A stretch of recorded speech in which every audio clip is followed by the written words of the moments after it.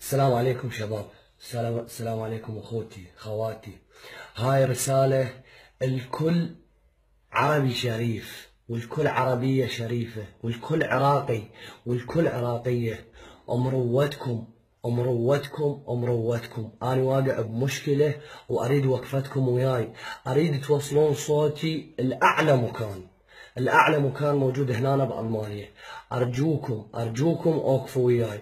أخوان، أني حيدر، أني من أهل بغداد، أصلي بغداد، من سكنة النجف. خوش، تزوجت علوية على حب الله والرسول، وجينا لهنا لألمانيا وحياتنا مشت والحمد لله وماكو شي.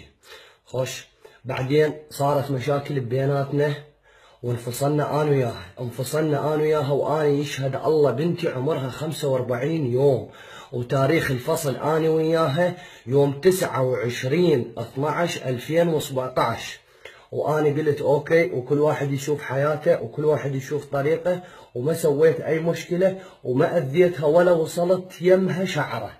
خوش، ورجعت ودزيت ناس ودزيت عالم ويم عوده ويم الغيره ارجعي، وما صارت. خلص وفلت انا هنا، قلت خلص انه خلي هي تشوف طريقها وخلي انا اشوف طريقي.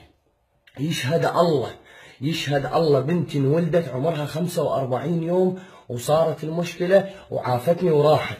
ومن يوم واحد من يوم المشكله اللي هو تقريبا اللي صار يوم 29/12/2017، بعدها شفت الطفله مالتي مرتين بس. بنتي شفتها مرتين بشهر الثاني يوم 14/2/2018، ومن أهدها بعد قطعت.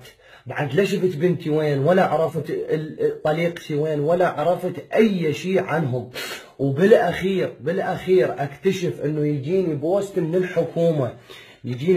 الحكومة أنه هي متزوجة، وزوجها جاي يطالب أنه تسجل الطفلة باسمه، جاي يجبروني أنه أسجل الطفلة على اسم الأب لغرض الشيء براسها ما أعرفه شنو. اتزوجتي الله ومحمد وعلي وياك، ما إلي كل علاقة بيك، إلش طريقي وإلي طريقي. الآن دازين لي بوست يقولون إنه هي متزوجة وهاي الطفلة مو بنتك. الزوجة والولد اللي متزوجته جاي يقول إنه هاي مو بنتي، هاي مو بنته هو، بنتي أنا، يعني بنت الشخص اللي متزوجته هو.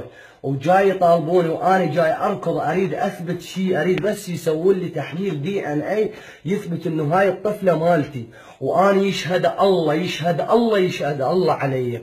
صار لي راح يصير لي سنه ما شايف الطفله، ولا اعرفها وين، ولا ادري بيها وين، حتى شكلها بدا يختفي عن بالي. شوفوا هذه كل الاوراق اللي تثبت انه هي متزوجته، ويقول انه هم عندهم علاقه من سنه 2017، يعني تاريخ دخولي انا لالمانيا بدايه 2017 وياي، تاريخ دخولي بدايه 2017 هي باول فتره الدخول صار الحمل. خوش، يقول انه انا على علاقه وياها من بدايه 2017 من اجت، وهاي الاوراق اللي تثبت كل شيء. شوفوا شباب، شوفوا اخوتي، امروتكم اريد صوتي يوصل، امروتكم والله تعبت وما الي هنا غير بس الله، وما عندي لغه اسولف بيها افهم العالم. يقول انه هي زوجتي من 2017 وهاي الطفله بنتي،